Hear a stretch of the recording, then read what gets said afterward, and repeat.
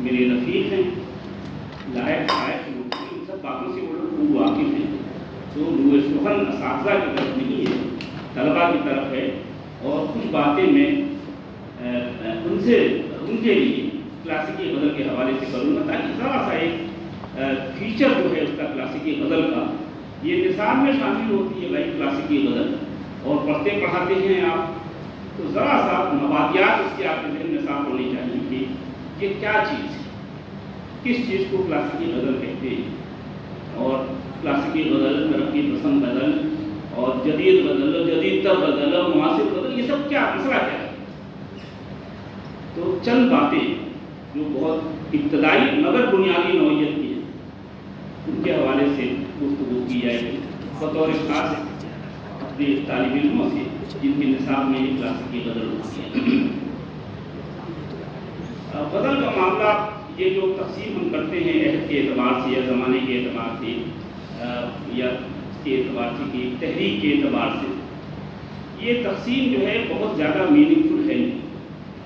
اس لیے کہ غزل قلوب قطب شاہ سے لے کر کے آج ہمارے زمانے تک ایک تسلسل کرنا، ایک تسلسل سے بندھی ہوئی ہے. اس پہ ایک ربط ہے، ایک داخلی آہنگ ہے.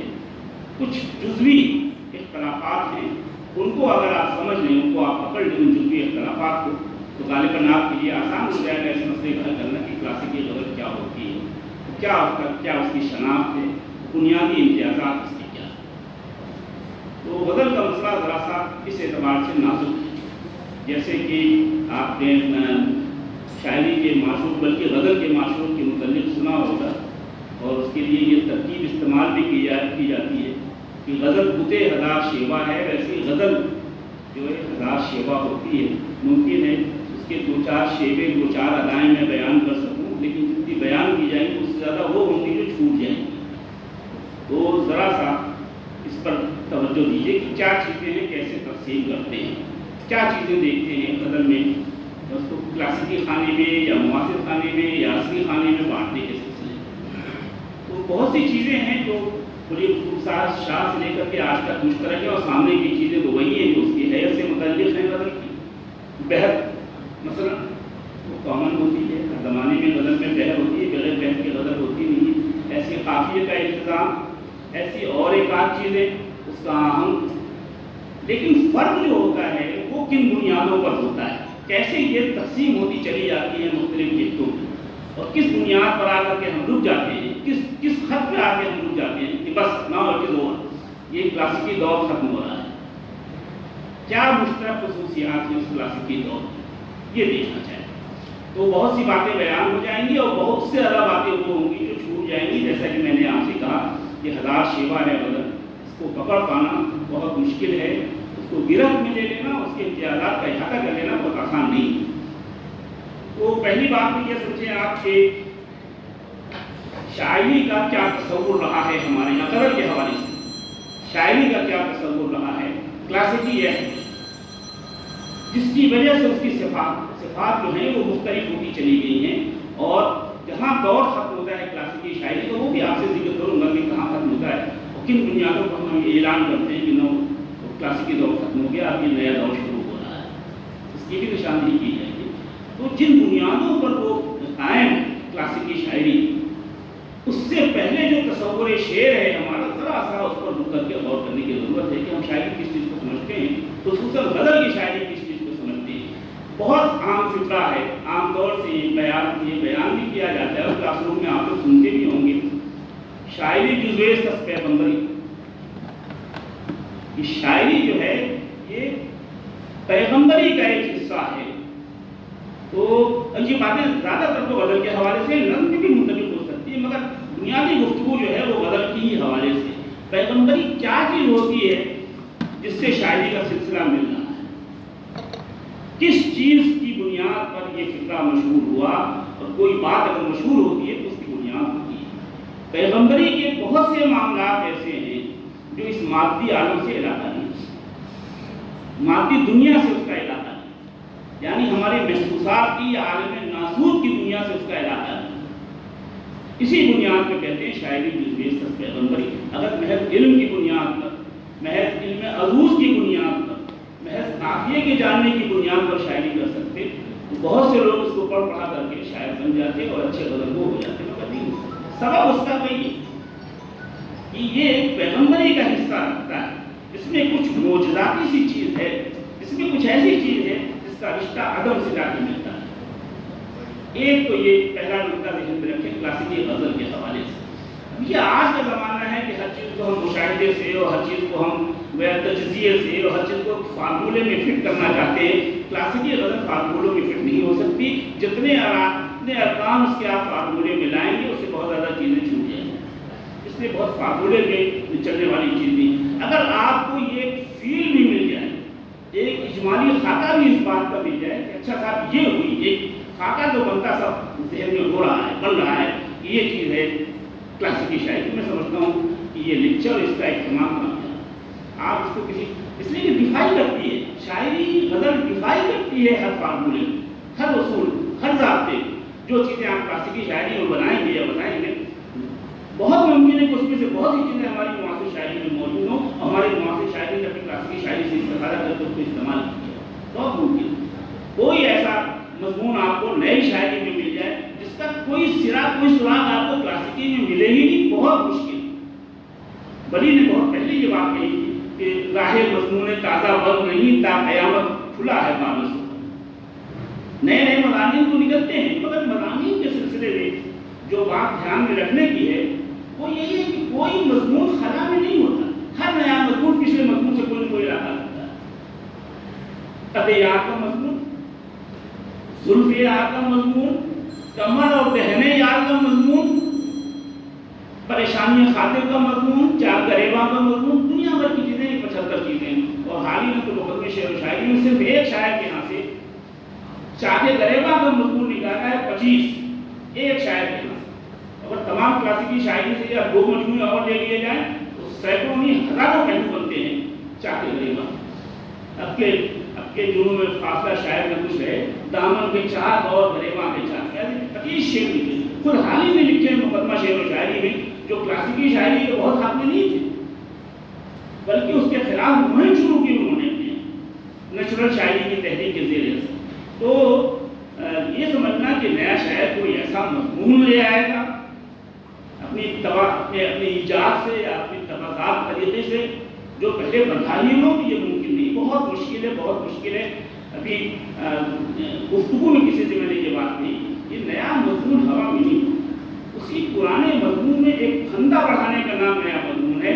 اس نئے پھندے کا تعلق بھی جال سے ضرور ہوگا، ورنہ وہ ہوا میں قائم نہیں رہ سکتا۔ اگر کوئی نیا مضمون آپ نکالیں گے، کوئی نئے معنی پیدا کریں گے، کوئی معنی یابی یا نکتہ دانی یا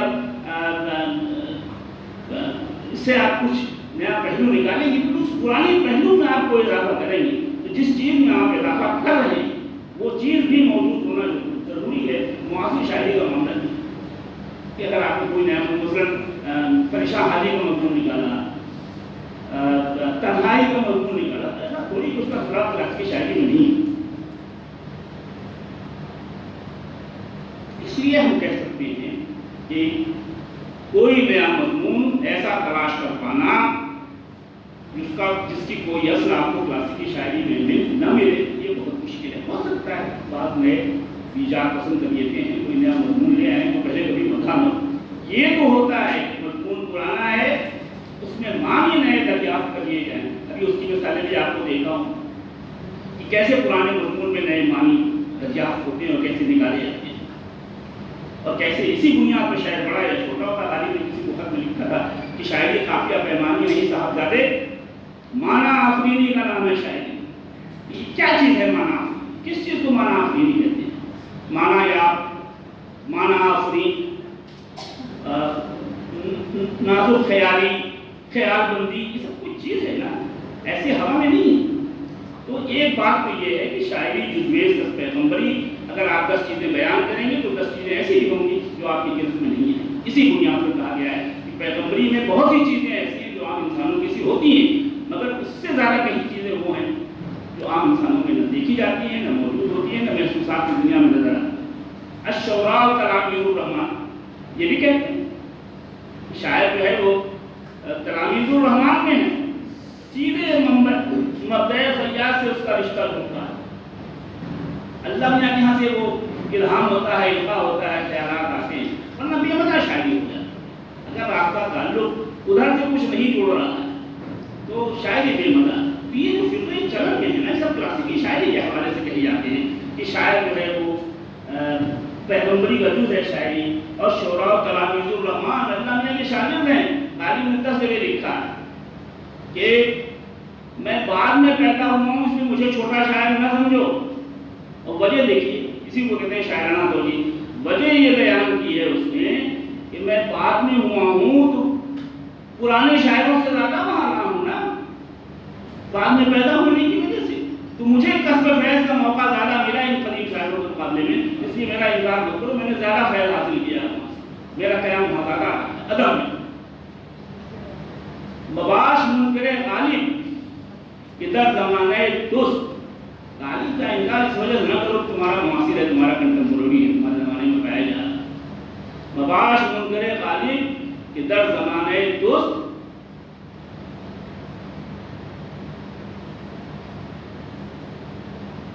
لیکن دوسرا مسئلہ یاد نہیں آتا، مباش منکر غالب کی در زمانہ دوست۔ بہرحال چھوڑیے اس کو، یہ بھی بہت مشہور ہے، اور اس کے متعلق تو کہا جاتا ہے کہ یہ قدیم شاعری میں بہت استعمال بھی ہوا، بہت کہا بھی گیا، اور میں نے تو ابھی بعض جو پرانے ضوامین ہیں اس کو میں دیکھ رہا تھا، تو اس میں تو اس کا سرنامہ بنایا ہے ان من الشعر لحکمہ و ان من البیان لسحرا۔ بہت سے اشعار تو وہ ہیں جو حکمت کے ضمن میں آتے ہیں، حکیمانہ بات، حکمت سے مراد یہ نہیں ہے نکتہ رسی، حکمت کی بات، دانائی کی بات۔ اللہ میاں کا بڑا فیض ہوتا ہے جس کو حکمت عطا ہو جائے، ومن یؤت الحکمۃ فقد اوتي خیرا کثیرا، جس کو حکمت دے دی گئی، وہی دانش جس کو دے دیا، فہم جس کو دے دی گئی، اس کو بہت بڑی چیز حاصل ہوتی ہے۔ یہ انسان کے امتیازات میں اعلیٰ درجے کا امتیاز، اور انبیاء کے متعلق نہیں کہا جاتا کہ اللہ تعالیٰ جس کا انتخاب کرتے ہیں اس کو حکمت عطا کرتے ہیں۔ تو یہ جو کہا جاتا ہے نا شاعری کے متعلق، یہ کلاسیکی شاعری کے حوالے سے کہی گئی باتیں ہیں، وہاں ایسی چیزیں آپ کو مل جائیں گی، ایسی باتیں آپ کو مل جائیں گی۔ وَإِنَّ مِنَ الْبَيَانِ لَسِحْرًا، بہت سے بیان ایسے جو جادو کی طرح چلتے ہیں، اور اس کا اعتراف محمود حسین آزاد نے بھی کیا ہے، جو بہت قائل تھے، بہت کوشش کی، جنہوں نے بہت ہاتھ پیر مارا کہ نئی شاعری آ جائے اور نئے خیالات آ جائیں، اور عاشقی چھوڑ دی جائے اور معشوقی چھوڑ دی جائے اور شمع و بلبل چھوڑ دیا جائے، اب انگریزی خزانوں سے چیزیں حاصل کی جائیں۔ یہ جو انگریزوں کی آمد کے بعد جو برکتیں آئی ہیں، برکتیں انورٹڈ کامات میں، اس سے دیکھیے بھائی کیا چیز دیکھیے، اپنی شاعری کی بنیاد تخیل پر، مبالغے پر اور امکانات پر رکھنے کے بجائے مشاہدے پر رکھی۔ حال ہی نے بھی جو شرطیں لکھی ہیں شاعری کی، اس میں اسی پر اصرار کیا ہے، سادگی اصلیت اور جوش کے ساتھ مشاہدہ کائنات یا مطالعہ کائنات، تصور سے الفاظ اور تخیل، اور تخیل بھی بے مہار نہیں، اس کے پیر میں بھی اتنی موٹی سی بیڑی ڈال دی انہوں نے، قوت ممیزہ کی بہت نہ اڑیا لمٹ کے اندر۔ تو وہ ایک ٹرننگ پوائنٹ ہے، وہ ذرا سا حصہ بعد میں آئے گا انشاءاللہ۔ تو یہ ہے مسئلہ، یہ کافی کس چیز سے عبارت ہے کلاسیکی شاعری۔ تو تین باتیں تو یہ جو عام طور سے مشہور ہے کہ شاعری کس چیز کو کہتے ہیں، اور شاعری کے متعلق ہمارا تصور کیا رہا ہے کہ ان من الشعر لحکمہ، ایک شاعری حکمت ہے، اور ہم کو کلاسیکی شاعری میں دکھتا بھی جو ہم متاثر ہوتے ہیں اس سے، اور جو ہمارے اوپر جادو کا اثر کرتا ہے، جو کیفیت تاری کرتا ہے، وہ اسی شہر کی وجہ سے، اسی شہر کی وجہ سے۔ ابھی غازی صاحب سے گفتگو ہو رہی تھی، میں نے کہا صاحب دیکھیے میر کا بہت مشہور شعر ہے، ایسے وحشی کہاں ہے خوباں، میر کو تم ابخ کچھ نہیں ہے، کوئی تشبیہ نہیں، کوئی میٹافر نہیں، کوئی سمبل نہیں، کوئی ایسی امیج بھی نہیں کہ پیغام کا ہجوم ہے جس کی وجہ سے شعر لکھنا ہے، کیفیت پیش۔ فاروقی صاحب یہی عاجز ہو جاتے ہیں، کیفیت کو ڈیفائن کرتے ہیں۔ بہت لکھتا ہے کہ شعر جو ہے وہ میٹافر ہے، شعر میں معنی افرینی ہے، شعر جو ہے جادو اس لیے بن جاتا ہے کہ اس میں ڈیوائسیں بھی یوز ہوتی ہیں، انہوں نے بھی گرفت میں لینے کی کوشش کی ہے، بہت زیادہ اس کو فارمولائز کیا ہے، لیکن وہ اشعار جس میں کوئی ڈیوائس بلائی نہیں یوز ہوئی، اس کو کیسے آپ انٹرپریٹ کریں گے، اس کی خوبیاں کیسے بیان کریں گے؟ اس میں کوئی کچھ بھی نہیں، ایسے ویسے کہاں ہے، میر کو تم बस इसमें जो आपको कैफियत दिख रही है, और बल्कि छोड़िए अभी मैं साथ से रास्ते में बात किया है कि भाई ऐसा कैसे होता है कि कव्वाली में कुछ लोगों को हाल आता है, कुछ लोगों को नहीं आता। वाई तलाक नहीं, सामने जैसे आग है अकीदतमंद वैसे वो भी है, थोड़ा बहुत उसने भी पढ़ा रखा है। तलाक वही है, जिद वही है, आम वही है, चार लोग नाचने लग रहे हैं, बेकाबू हो जा रहे हैं, तो दो लोगों पे असर नहीं हो रहा। इसकी कोई मंतिक होती है?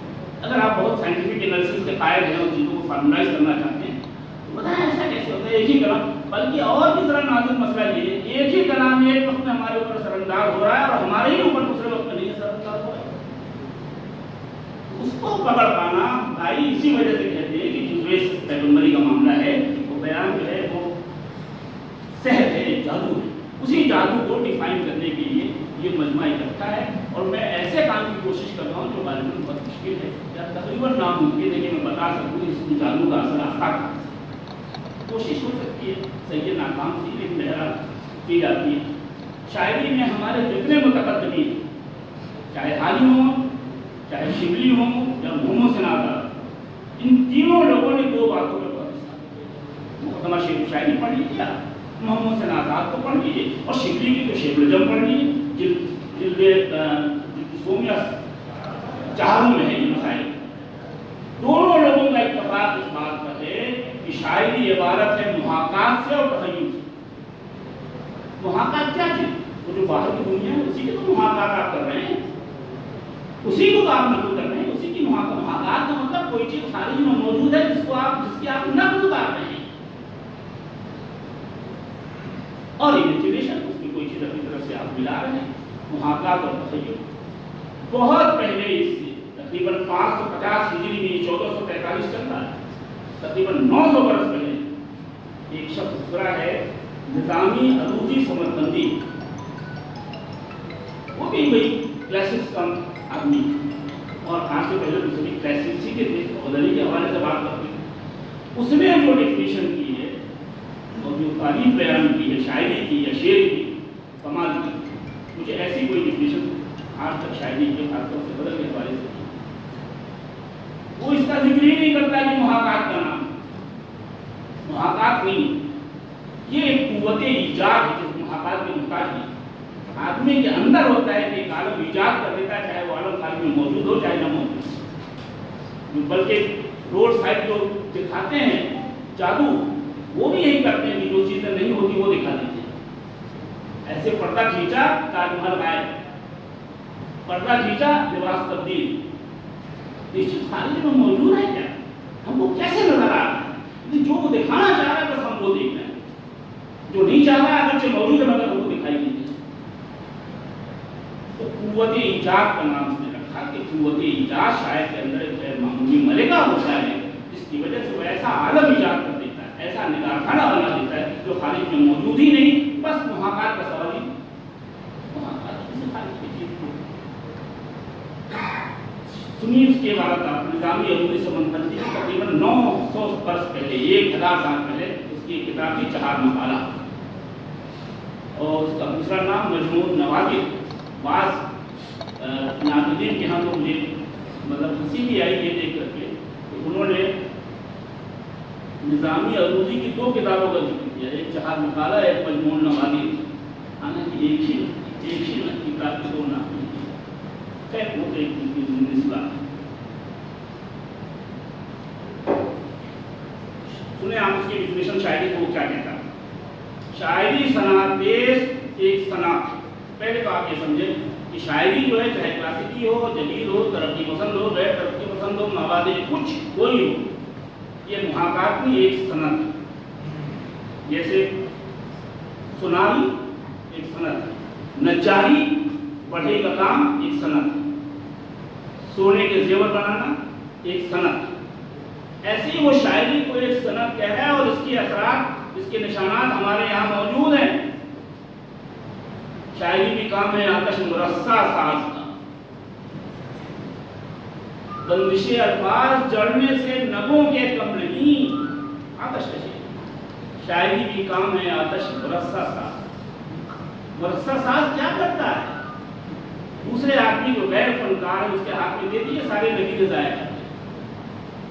فنکار، صنعتکار اور جو ان چیزوں سے واقف ہے کہ جڑاؤ کے زیور کیسے بنتے ہیں، سادہ کاری کے زیور کیسے بنتے ہیں، وہ ہر نگینے کو اس کی جگہ رکھے گا، اور وہی 10 15 20 نگینے جو دوسرے کے ہاتھ میں جا کر کے ضائع ہو رہے تھے، شاعر کے ہاتھ میں آ کر کے جی اٹھتے ہیں، زندہ ہو جاتے ہیں۔ شاعری بھی کام ہے ساتھ ساتھ الفاظ کا در و بست، جس کو نشست الفاظ کہتے ہیں، الفاظ کی نشست، یہ کیا جادو جگاتی ہے۔ میں آپ سے کیا عرض کروں، مفرد الفاظ میں معنی ہوتے ہیں جو لغت تک محدود ہوتے ہیں، مفرد الفاظ کے معنی ہوتے ہیں جو لغت تک محدود ہوتے ہیں۔ مثلا چراغ راستے میں رکھا جاتا ہے، روشنی ہوتی ہے، گھر میں رکھا جاتا ہے، روشنی ہوتی ہے، شمع رات میں جلائی جاتی ہے، مگر اسی چراغ، اسی شمع جب دوسرے لفظوں کے ساتھ آپ رکھتے ہیں کسی وزن میں، تو یہ دونوں لفظ جیسے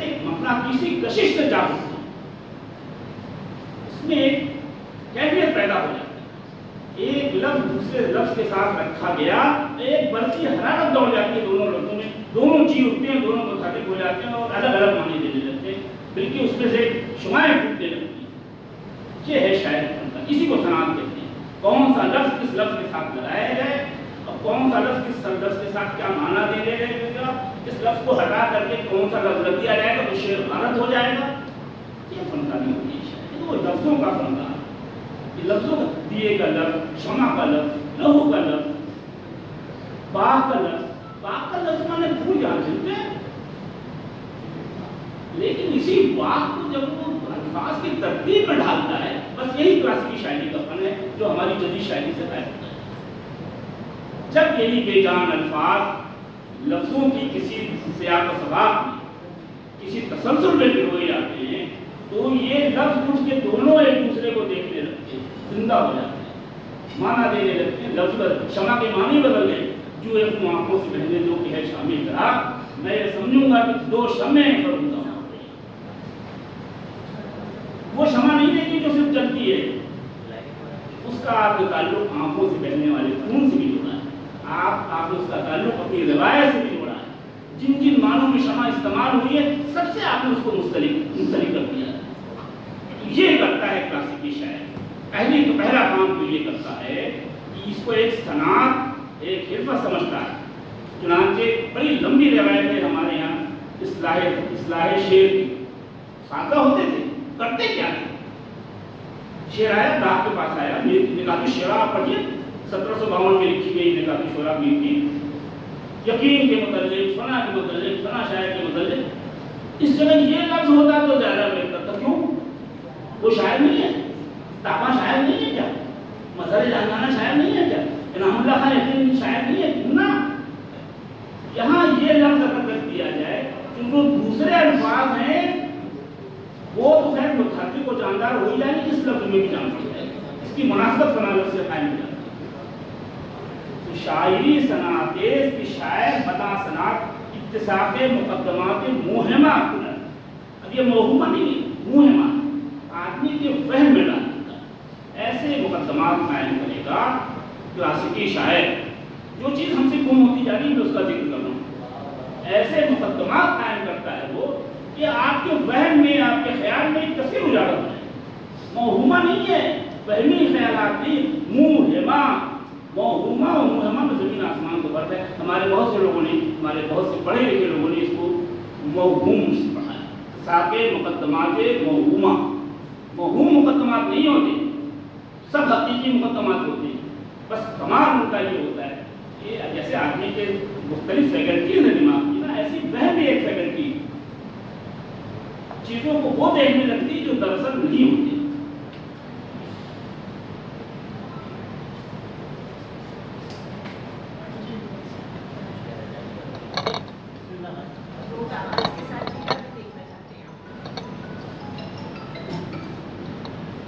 تو یہ مقدمات مومن جیسے خیال ہے نا، میموری ہے، خیال ہے، صورت انتقال ہے، ذہن میں یہ 5-7 فیکلٹیز ہیں۔ جیسے حواس خمسہ ظاہرہ ہیں ویسی حواس خمسہ باطنہ بھی ہیں۔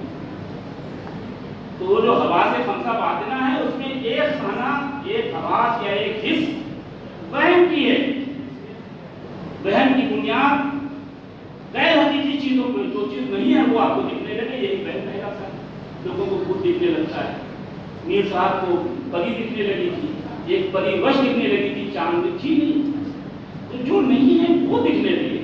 یہ ہے دراصل اتفاق مقدمات موہمہ، وہم میں ڈال دینے والی، فریب میں ڈال دینے. اور آگے جو بات لکھی ہے وہ تو اس نے کمال کی لکھی ہے، اور کلاسیکی شاعری کی کلید اس نے آپ کے ہاتھ میں دے دی.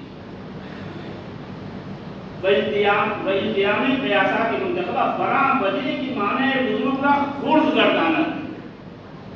ایسی ترتیب دے دے گا وہ ان مقدمات کو، ان جملوں کو، ان الفاظ کو، بہت بڑی بڑی چیزیں آپ کی نظروں میں حقیر ہو جائیں.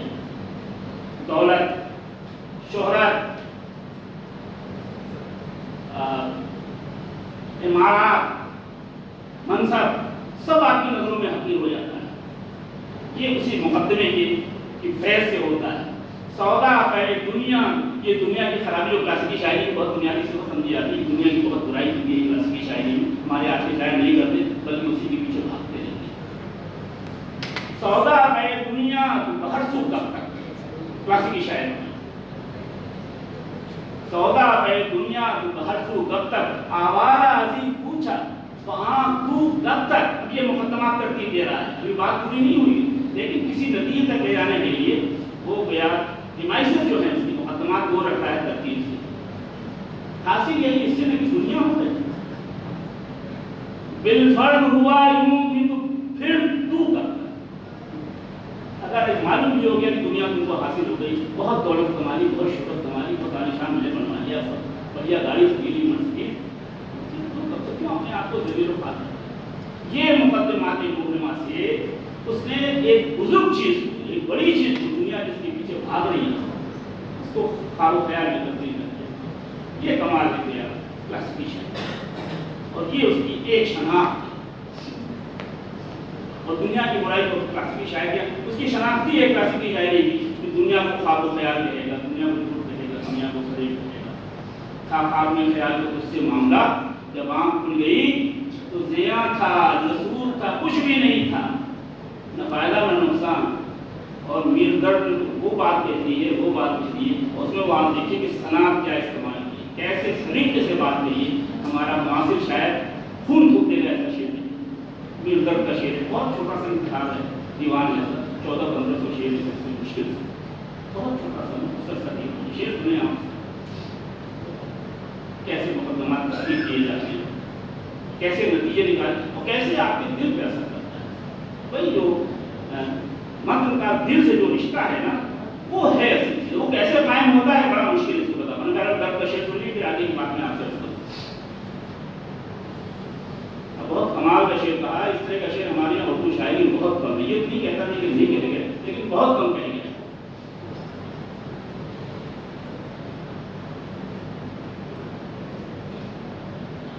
آئینہ عدم ہی میں ہستی ہے جلوہ گر. اب دیکھیے، ہستی کے پیچھے بھاگتے ہیں، کسی کو سب کچھ سمجھتے ہیں، یہی ہمارا حاصل رزق ہے. کروڑوں روپیہ، لاکھوں روپیہ برباد کر دیتے ہیں. 2 منٹ پڑ جائے، 4 منٹ پڑ جائے، ایک دن کی اور حیات کی مقدمات وہ ترتیب دے رہا ہے کہ آپ حیرت میں پڑ جائیں. آئینہ عدم ہی میں ہستی ہے جلوہ گر. یہ جو آپ زندگی اپنی دیکھ رہے ہیں، ہم اپنی زندگی دیکھ رہے ہیں، آپ اپنی زندگی دیکھ رہے ہیں، ایک تو اس کے کوئی مطلب نہیں. یہ آئینے میں ہم دیکھ رہے ہیں، زندگی تو ہم کو دکھتی بھی نہیں. ایک آئینہ ہے جس میں ہم دیکھ رہے ہیں، اور یہ آئینہ بھی کہاں کا ہے؟ عدم کا ہے، معدوم، جس میں وجود کی نفی کی گئی ہے. موزن تمام یہ دریا سراب، یہ زندگی کی چہل پہل، زندگی کی رونق، زندگی کی بھاگ دوڑ، آپا دھاپی، ایک دوسرے کو سبقت دے جانے کی کوشش،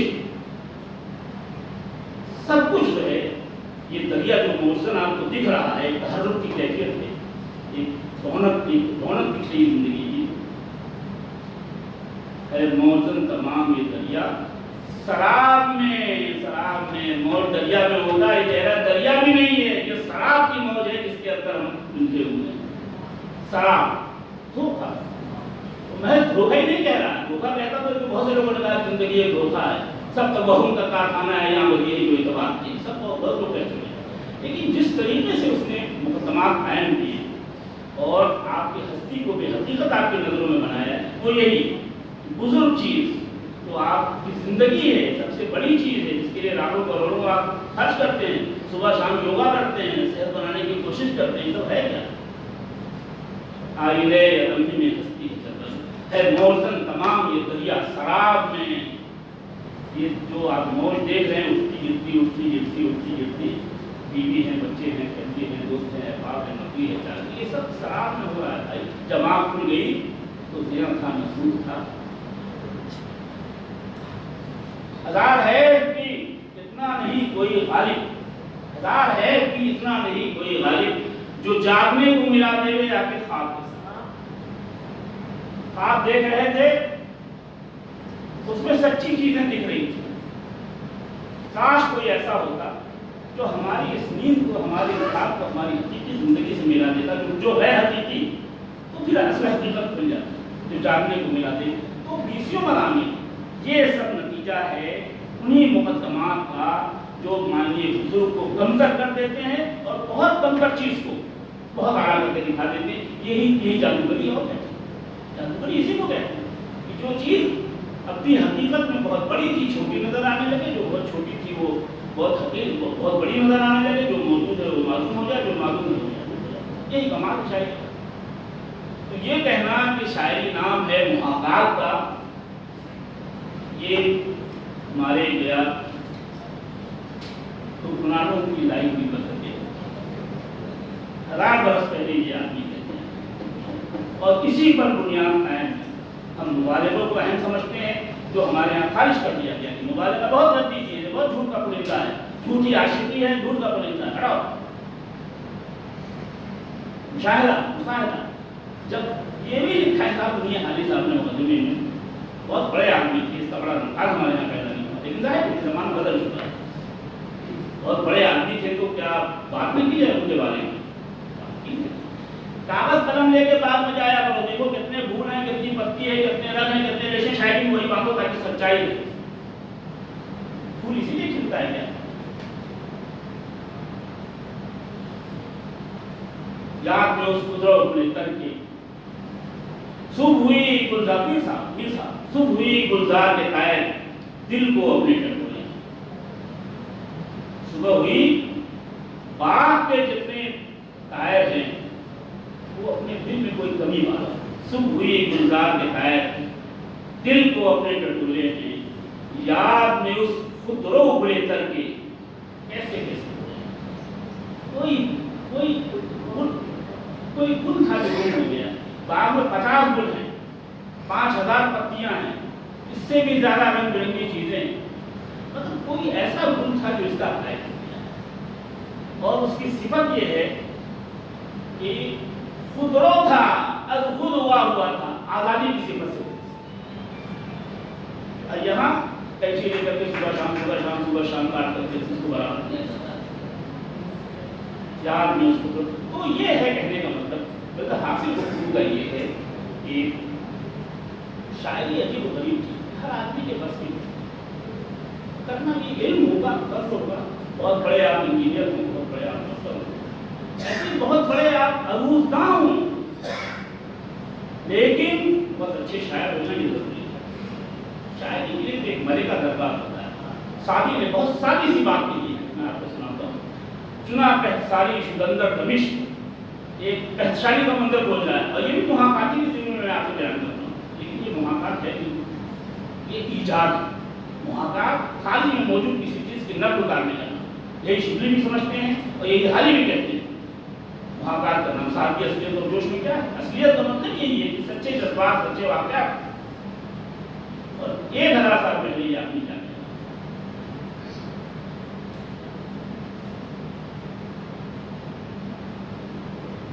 قحط پڑا ہے دمشق میں، تو ساتھی کے مطلب تو آپ جانتے ہیں، جہاں یہ جہاں گشت آدمی تھے، سر پر گھومتے رہتے، سب پھرتے رہتے، جاتے رہتے۔ بوستا میں لکھا ہے، اسی بوستا کی بہن بھی، وہ اس کی بہن بھی طے شدہ ہے اور بہت مقبول کتاب ہے، بہت بڑی پڑھائی جاتی ہے۔ قحط پڑا ہے دمشق میں، اس کو ڈسکرائب کر رہا ہے देखिए ये नहीं कि आशिकी माशिकी का मजमून चल रहा है, जैसे मोहम्मद हुसैन आज़ाद ने लिखा है कि बाद मज़ामीन ऐसे होते हैं और उनमें जज्बात ऐसे होते हैं, वो आपको रंजक की तरह ले उठते हैं, जैसे छुरेरा बुरेरा नहीं छोड़ा जाता उसमें मुहर्रम में या किसी मौसम में बारात वगैरह में ऐसे ऐसे करके भागने लगता है।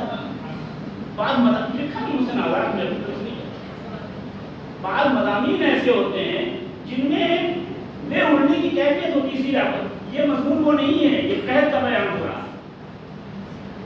चुना कहत सारी दंदर दमिश्क, यारा फरामोश गर्दन बिश्क। दमिश्क में ऐसी कहत सारी बड़ी और ऐसा कहत आया कि लोग इश्क करना, यानी ये नहीं कि 5,000 लोग मर गए, 10,000 लोग मर गए, 24 लोग मर गए, 78 लोग मर गए, 15 लोग भागा कर रहे। दो बुनियादी जलीलतें हैं इंसान, मोहब्बत और भूख। भूख का ऐसा गलबा हुआ कि वो लोग जो भूखे रहकर भी मोहब्बत कर सकते थे या करते थे, उनकी इश्क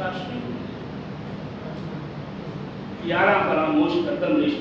अब आप गुर्बत का या कहत का इससे बेहतर मंजर क्या बयान कर सकते हैं, सवाल इसके लिए आप कहें, चाहे शेर में है चाहे नज़्म में है, कि 5,000 लोग कर गए, ऐसा फाका हुआ। सारी कभी शेर लिखी इसी फाकी से याद आ गया, बहुत मशहूर शेर है, बहुत मशहूर शेर, सब पाठ हमारी रही जाती है कागजात में। हमने ये माना कि दिल्ली में रहें खाएंगे क्या, है इस मामूरे में कहते हमें उल्फत असद। ये मामूरा जो दिल्ली है 57 के बदल के बाद ऐसा गिरा, ऐसा उड़ान हुआ है, इस मामूरे में किस चीज का कहर पड़ा है, कहते हमें उल्फत, मोहब्बत का कहर पड़ गया। कोई किसी मोहब्बत ही नहीं करता, बाप बेटे से नहीं करता, भाई भाई से नहीं करता, आशिक माशूक से नहीं करता, माँ अपने बेटे से नहीं करती है। इस मामूले में कहते हमें उल्फत असद। हमने ये माना कि दिल्ली में रहें, रुक तो जाएं, खाएंगे क्या, ये थोड़ी कि गेहूं नहीं मिल रहा, गेहूं सब मिल रहा, जो ग़िज़ा है वो नहीं मिल रही, हमें उल्फत। हमने ये माना कि दिल्ली में रहें, खाएंगे क्या। आमतौर से ये समझाया जा रहा है कि बड़ा फाका हो रहा था, सब भूख से मर रहे थे, अंधेरों में खाना पानी बंद कर दिया था, लोग बहुत परेशान थे, वो कहीं नहीं रहा। ऐसी उस्ताद पड़ी, ऐसी बिपता पड़ी, ऐसा वक्त आया कि हमें उल्फत का कहर हो गया। अब बताइए इससे बढ़ के क्या हो सकता है। वही बात उसने भी वहां यारा फरामोश करता, इश्क अपना आदमी भूल जाए तो समझ लीजिए इससे बड़ी कोई मुसीबत नहीं। और इश्क का ऐसा कामयाब हमारा तस्वुर है नाखिस।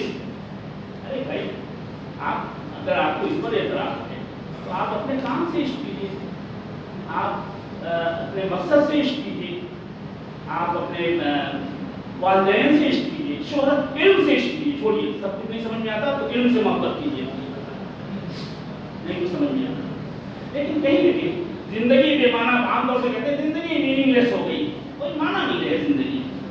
क्या कह रहे हैं आप, क्या कहना चाह रहे हैं, क्या चीज़ है माना, किस चीज़ को कह रहे हैं, क्या चीज़ है माना।